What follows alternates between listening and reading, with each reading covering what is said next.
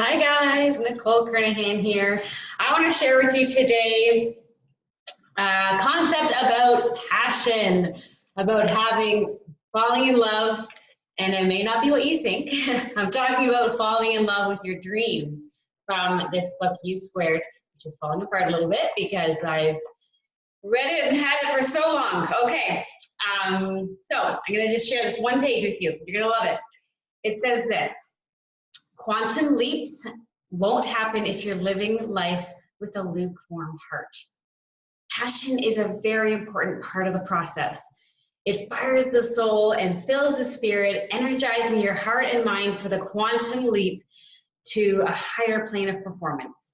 Passion also keeps you going when you're hit with problems and uncertainty, which we are and we will be. But passion itself must be fueled, and you feed that flame with visions of a dream that is dramatic. The emotional intensity inside must burn hot enough to protect you against the chilling effects of doubt, uncertainty, criticism, and failure. Only deep desire can generate such heat, right? When you wake up and you can't think of anything else because you're so exciting. And when you fall down, you can see it as a learning and say, okay, that wasn't the right path. I guess I'll just try something else.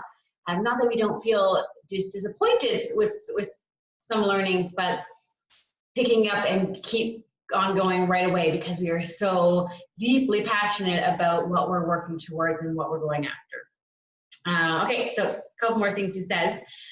For you to care this intensely, of course, there must be something worth caring about, something remarkable, special, and precious enough to light the fire in your heart.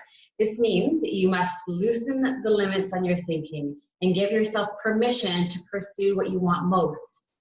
The climate is right for a quantum leap only when you are passionately drawn to a particular goal. So, sorry, I just lost my spot for a second. So let your deepest desires direct your aim. Set your sights far above the reasonable target. I love what Will Smith says.